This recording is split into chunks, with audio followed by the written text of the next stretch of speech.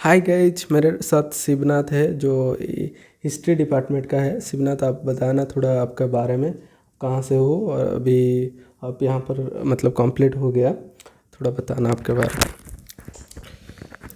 मेरा नाम शिवनाथ है। थैंक यू, आपने मुझे यहाँ पे बुलाया अपने साथ, जो मैं आपके साथ साझा कर सकूँ अपने एक्सपीरियंस को इस कैंपस में रहते हुए।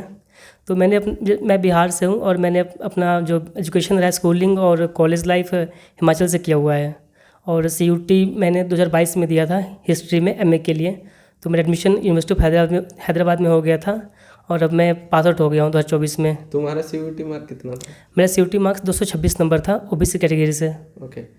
एंड शिवनाथ, हमको बताना, अभी CUT हुआ है जी। अभी, लाइक 23 अराउंड आ जाएगा मेरिट लिस्ट। हाँ जी। कितना कट ऑफ जाएगा, like general and category?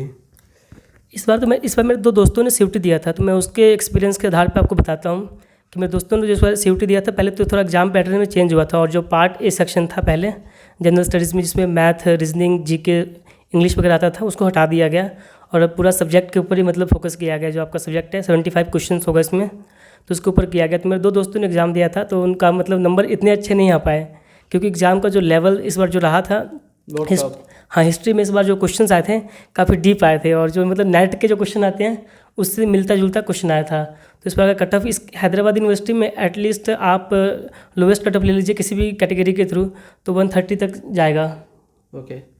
And ये तो हो गया कट ऑफ 130 तक जनरल। हाँ, नहीं जनरल नहीं, मैं ऐसी की बात कर रहा हूँ, मैं लोएस्ट जो कैटेगरी SC ST। हाँ। ओके। एंड जनरल का कितना जाएगा? जनरल का मेरे बैच में जब मैंने 2022 में दिया था, तो उस टाइम जनरल का 180 तक गया था। 180 तक में एडमिशन हो गया था जनरल कैटेगरी का, जब एग्ज़ाम 400 नंबर का होता था, लेकिन अब 300 का होता है। तो 150 तक जाएगा? हाँ, 150 तक। 140 भी होगा तो हो जाएगा? हाँ, मतलब कुछ बच्चे बाद में सीट अपना अगर कैंसिल करते हैं, तो जिसका मतलब 130-40 नंबर होता है उनको मिल जाता है सेकंड स्लॉट में, सेकंड राउंड में उनको सीट अलॉट हो जाता है। ओके। हमको बताना एडमिशन फ़ी कितना पे किया था, एंड हाँ, एडमिशन फ़ी और हॉस्टल फ़ी कितना पे किया था? यहाँ पर जब मैं एडमिशन लिया था तो उस टाइम मुझे टोटल पे करने पर थे 13,000 रुपया। 7 से 8,000 के बीच मैंने अपना एडमिशन फ़ीस दिया था, और 6,000 तक मैंने अपना यहाँ पे हॉस्टल फीस दिया था, जिसमें मेरा 2500 रुपया सिक्योरिटी मनी था, मैस डिपॉजिट था। तो टोटल मैंने एडमिशन के टाइम में फर्स्ट ईयर के लिए 13,000 से ऊपर पे किया था, 13 से 14,000 के बीच में। हाँ, हमको बताना स्कॉलरशिप आपको क्या मिला था? कुछ स्कॉलरशिप? हाँ। एंड तुम्हारा स्टेट का कुछ स्कॉलरशिप मिला था क्या, और सेंट्रल का क्या स्कॉलरशिप मिला था, और यूनिवर्सिटी का क्या स्कॉलरशिप मिला था? तो मुझे यहाँ पर जब मैं यहाँ पर आया था तो मुझे फर्स्ट सेमेस्टर DH मिला था, जिसमें आपको मंथली 1000 रुपीज़ मिलता है आपके बेसिक खर्चे के लिए। इसमें आप पढ़ाई के लिए आप स्टेशनरी ले सकते हो, या आप अपने मैथ्स बिल वगैरह में आपको जो हेल्प करता है। साथ में NSP जो होता है, नेशनल स्कॉलरशिप पोर्टल, उसके थ्रू भी अगर आप अप्लाई करते हो तो आपको मिलता है।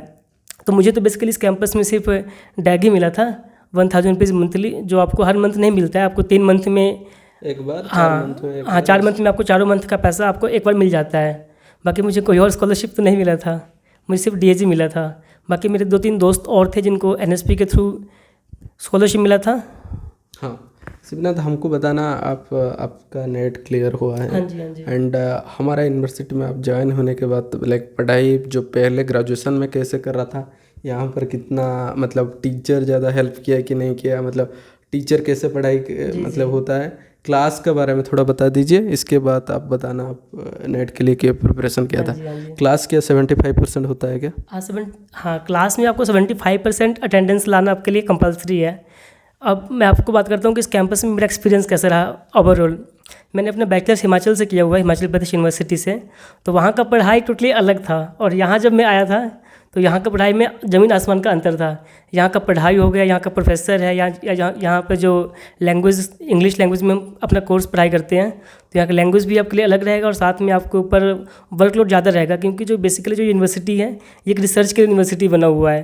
तो आप किसी भी कोर्स में अपना एडमिशन लेते हैं, हिस्ट्री में लीजिए, सोशलॉजी लीजिए या साइंस लीजिए, मेनली आपके लिए रिसर्च का होता है। रिसर्च फील्ड में आप जाना चाहते हैं तो आप इस यूनिवर्सिटी में इनरोल करा सकते हैं। और यहाँ जो प्रोफेसर वगैरह हैं काफ़ी मतलब हाईली एजुकेटेड है, और मोस्टली इन्होंने अपना PhD वगैरह फॉरेन से किया हुआ है। मेरे डिपार्टमेंट में आई थिंक मोर देन 5 से 6 प्रोफेसर्स ने अपना PhD बाहर से किया हुआ है। बहुत अच्छा। हाँ, और सभी मतलब काफ़ी हाई एजुकेटेड और एक अलग क्लास के प्रोफेसर्स जो काफ़ी अपना एक्सपीरियंस आपसे शेयर करेंगे, जो मतलब प्रैक्टिकल बात करेंगे, और काफ़ी रेशनैलिटी उनके अंदर होगा। आप जब क्लास करेंगे तो आपको आप जानेंगे उनके बारे में कि कैसा प्रोफेसर वो सभी हैं। वही है। एंड बताना, तुम्हारा तो नेट क्लियर हो गया, अभी तुम एक लेक्चरशिप के लिए एलिजिबल हो। हाँ जी। हाँ, मतलब नेट क्लियर हो गया, मतलब ऑल इंडिया में कहाँ पर भी तुम पढ़ा सकते हो। जी जी। हाँ, तो बताना, तुम ऐसे रैंडमली जाके दे दिया था, एग्ज़ाम हो गया, कि तुम खुद थोड़ा मेहनत किया था, कि क्लास में जो पढ़ाई किया था इसको लिख दिया हो गया नेट?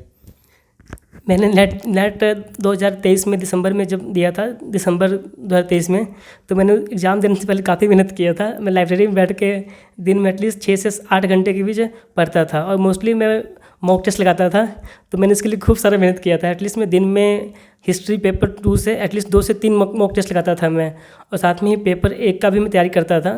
तो मेहनत तो मैंने खूब सारा किया नेट के लिए, और साथ में जो यहाँ का जो पढ़ाई था मुझे उसका भी एक्सपीरियंस मिला। लेकिन आपको जो मास्टर्स में यहाँ जो पढ़ाया जाता है उसका आपके नेट के एग्ज़ाम में काफ़ी कम रोल रहता है। जो आपने अपने बैचलर्स तक में पढ़ा होता है, बेसिक हिस्ट्री स्कूल में जो पढ़ा होता है, वही सब आपको नेट के एग्ज़ाम में भी आता है। लेकिन हाँ, थोड़ा बहुत जो रिसर्च का होता है, जो हिस्टोग्राफी होता है, वो सब आपको यहाँ पे जानने को मिलता है कि ये कार कौन है और हिस्टोग्राफी में क्या क्या आता है, वो आप यहाँ पे जानोगे। अपने फर्स्ट सेमेस्टर के बीच में आपको ये सब जानने का मौका मिलेगा। और बेसिकली नेट के एग्ज़ाम में आपका जो पास्ट पढ़ाई होता है वही आपको हेल्प करता है।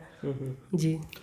एंड बताना, लाइक जो तुम्हारा बैच में कितना स्टूडेंट था और कितना स्टूडेंट का नेट हुआ है? हाँ जी, तो मेरे बैच में जब 22 में एडमिशन हमने लिया था तो उस टाइम मोर देन 60 सीट्स था, 65 सीट्स था हमारे बैच में।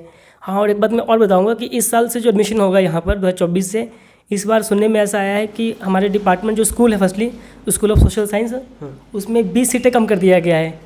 स्कूल ऑफ सोशियोलॉजी हो गया, पॉलिटिकल साइंस है या हिस्ट्री है, इन सभी डिपार्टमेंट्स में 20 सीटें कम कर दिया गया है। तो इस बार थोड़ा एडमिशन के लिए कंपटीशन ज़्यादा रहेगा, और कट ऑफ भी मतलब इस बार ज़्यादा ही जाएगा, क्योंकि एग्जाम जो CUT है वो डिफिकल्ट हो गया है। लाइक 50 सीट में एडमिशन ले जाएगा, 45 एटलीस्ट 45 सीट इस बार रहेगा। लास्ट टाइम तो 65 सीट था, पर इस बार 20 सीटें कम कर दिया गया यूनिवर्सिटी के तरफ से, क्योंकि बच्चे बहुत कम इनरोल करते हैं, अब बाद में अपना नाम कटवा लेते हैं।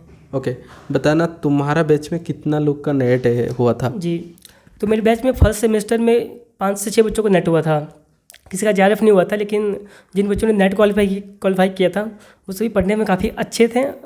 और फिर पहले सेमेस्टर में जो बच्चों ने नेट दिया था उनमें से 5-6 बच्चों का नेट क्वालिफाई हुआ, दूसरे में भी फिर 2 बच्चों का क्वालिफाई हुआ था, और मेरा जो नेट क्वालिफाई हुआ था वो तीसरे में हुआ था। तीसरे में टोटल कितना अराउंड हो गया था? तीसरे में 7 से 8 बच्चों का नेट क्वालिफाई हुआ था, टोटल 15 अराउंड स्टूडेंट का। हाँ, मेरे बैच से एटलीस्ट 15 बच्चों का नेट हुआ, जिसमें से 5 से 6 बच्चे वो थे जिन्होंने डबल नेट क्वालिफाई किया था अपने बैच में रहते हुए। हाँ, पर किसी का JRF नहीं हुआ था, क्योंकि हिस्ट्री में अब डे बाई डे JRF करना काफ़ी मुश्किल होता जा रहा है। लाइक अराउंड देखिए 15 लोग प्रोफेसर अभी तो कंपलसरी बन गया, मतलब जो पढ़ कहाँ पर जाके पढ़ा सकता हूँ, एलिजिबल है। असिस्टेंट प्रोफेसर के लिए आप एलिजिबल हो जाते हैं। Eligible sorry. हाँ, एंड बताना, सब कुछ तो आप बताइए, तो नेट के लिए आप क्या पढ़ाई किया था? हाँ जी। हाँ, क्या कुछ बुक पढ़ाई किया था ना, क्या पढ़ाई किया था जो नेट के लिए? इसमें मैं हिस्ट्री में नेट पास किया हुआ है। तो हिस्ट्री में 3 पोर्शन होता है, एंशिएंट इंडिया, मेडाइवल इंडिया और मॉडर्न इंडिया। तो एंशिएंट इंडिया के लिए आप उपेंद्र सिंह का जो बुक आता है, ancient Indian early medieval India, आप उसको पढ़िए, जितना हो सके 1 से 2 बार पढ़ने की कोशिश कीजिए।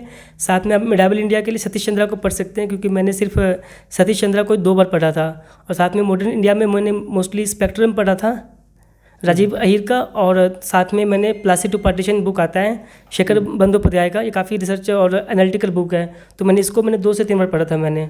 और साथ ही साथ जैसे कि मैंने कहा पहले भी कि मैंने खूब सारे मॉक टेस्ट लगाए थे, जिसने मुझे हेल्प किया था मेरे को नेट एग्ज़ाम पास करने में।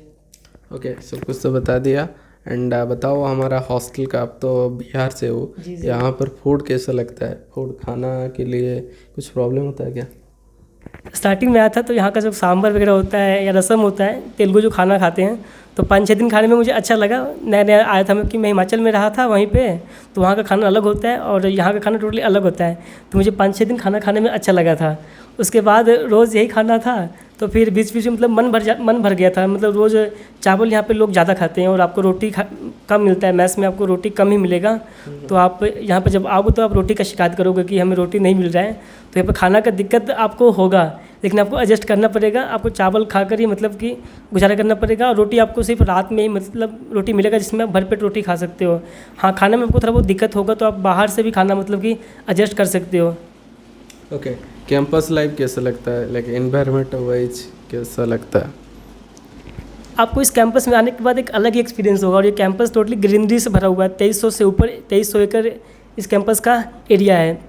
और पूरे कैंपस में हरे भरे पेड़ पौधे लगे हुए हैं। अंदर ही आपको लेक मिल जाएगा, बायोडाइवर्सिटी यहाँ पे डिफरेंट आपको एनिमल्स मिल जाएंगे। यहाँ आपको हिरन मिलेगा, पोकोपाइंस मिल जाएगा, बारहसिंगा है, यहाँ पे सांप है, अजगर है ना, अजगर है यहाँ पे, कोबरा सांप है यहाँ पे। तो आपको मतलब कि बायोडाइवर्सिटी हर चीज़ मिलेगा। आप और आपको इस कैंपस में एक अलग ही मतलब कि माहौल लगेगा।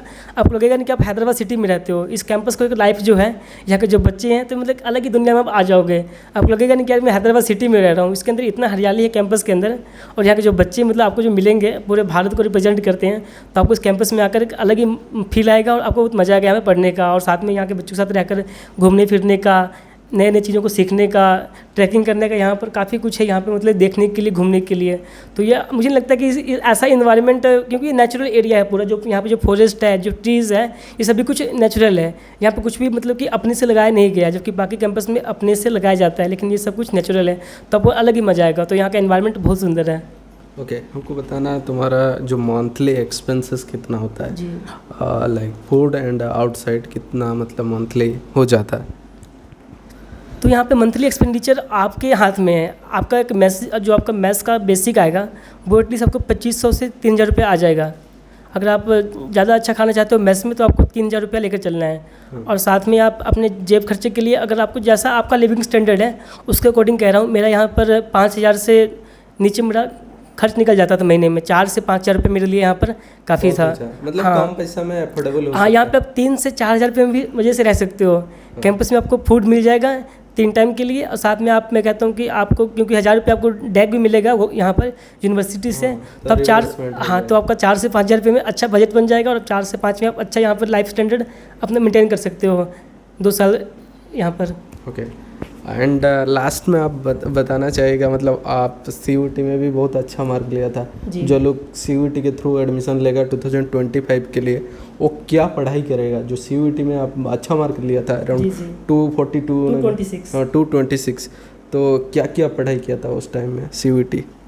मैंने उस टाइम भी खूब सारे ऑब्जेक्टिव क्वेश्चंस लगाए थे। मैंने मतलब प्रीवियस ईयर्स के पेपर डाउनलोड किए थे। साथ में हिस्ट्री का जो NCERT का जो बुक आता है, उसके कुछ ऐप्स भी आते हैं, आपको मिल जाएगा ऑनलाइन। तो मैंने उस ऐप से NCERT के बहुत सारे ऑब्जेक्टिव क्वेश्चन सॉल्व किए थे। और साइड से मैंने इंटरनेट से बहुत सारे हिस्ट्री के PDF डाउनलोड किए थे जो ऑब्जेक्टिव होता है। तो मैंने खूब सारे मतलब कि ऑब्जेक्टिव क्वेश्चन सॉल्व किए थे। अपने बुक्स तो मैंने थोड़ा बहुत पढ़ा था, लेकिन मैंने मेनली एटलीस्ट बता रहा हूँ आपको, मैंने 10,000 से ऊपर क्वेश्चन हिस्ट्री के ऑब्जेक्टिव क्वेश्चन लगाए थे मैंने। ओके, तुमको यूनिवर्सिटी ऑफ हैदराबाद कैसे पता चला, and how to know university of Hyderabad? जी, इसका काफ़ी इंटरेस्टिंग स्टोरी है। मैंने स्टार्टिंग में CUET में सिर्फ 3 से 4 यूनिवर्सिटी के बीच अप्लाई किया था। कौन सा? क्योंकि हम नॉर्थ इंडिया से हैं, तो हम तो मेनली JNU देखते हैं, DU देखते हैं, या जो हमारा स्टेट होता है UP, बिहार, हिमाचल, वहाँ का जो स्टेट यूनिवर्सिटी होता है हम उसको देखते हैं। तो मैंने स्टार्ट में जब CUET का फॉर्म फिल किया था 22 में, तो मैंने सिर्फ 3 से 4 यूनिवर्सिटी प्रेफर किया था। JNU जिसमें था, DU था, और हिमाचल प्रदेश में 1-2 यूनिवर्सिटी है, मैंने उनको प्रेफरेंस किया था जो CUET के अंदर शामिल है। तो जब मेरा रिजल्ट आ गया था और मेरे नंबर 226 थे, तो फिर मैंने देखा कि यूनिवर्सिटी ऑफ हैदराबाद भी है, साउथ में है। लेकिन उसके बारे में मुझे स्टार्टिंग में कुछ पता नहीं था कि यूनिवर्सिटी ऑफ हैदराबाद का इंफ्रास्ट्रक्चर कैसा है या वहाँ का पढ़ाई कैसा है। तो फिर मैंने यूट्यूब पे देखा कि यूनिवर्सिटी ऑफ हैदराबाद क्या है। उसके मैंने कुछ वीडियोस देखे, जो कैंपस जो बच्चे यहाँ पर रहते हैं उन्होंने मतलब कि वीडियोस यहाँ के बारे में अपलोड किया हुआ है। तो मैंने उनके वीडियोस देखे, जाना कि यार यूनिवर्सिटी बहुत सुंदर है, यहाँ का पढ़ाई अच्छा है, यहाँ के जो प्रोफेसर्स हैं, डिपार्टमेंट्स हैं, काफ़ी अच्छा है यहाँ का डिपार्टमेंट। और यहाँ का जो एनवायरनमेंट एजुकेशन को लेकर काफ़ी अच्छा है। यहाँ पे जो फ्रीडम मिलता है बच्चों को, मुझे नहीं लगता कि कहीं मिलता होगा यहाँ का जो फ्रीडम है, बाकी जगह पर मिलना बहुत मुश्किल है।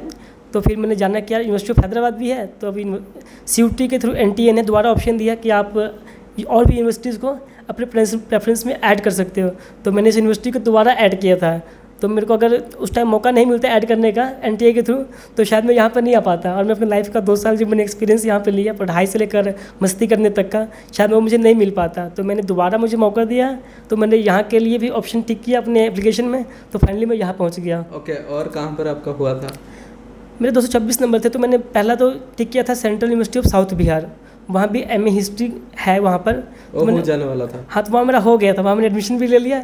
फिर मैंने सेकंड यूनिवर्सिटी देखा तमिलनाडु में, सेंट्रल यूनिवर्सिटी ऑफ तमिलनाडु है ये, वहाँ भी मैंने एप्लीकेशन दिया अपना। मेरा एप्लीकेशन वहाँ पर एक्सेप्ट हुआ और मैंने वहाँ भी एडमिशन ले लिया। और मेरा तीसरा यूनिवर्सिटी ऑफ हैदराबाद था जहाँ मैंने एडमिशन लिया था। तो मैंने बाद में उन दोनों यूनिवर्सिटी को नाम कटवा कर वहाँ से मैं फाइनली यहाँ पे चला आया था इन मंथ ऑफ नवंबर में। तो 15 नवंबर को मेरे यहाँ पे काउंसलिंग था 2022 में। तो फाइनली मैं यहाँ पे आया था 2 यूनिवर्सिटी को छोड़कर।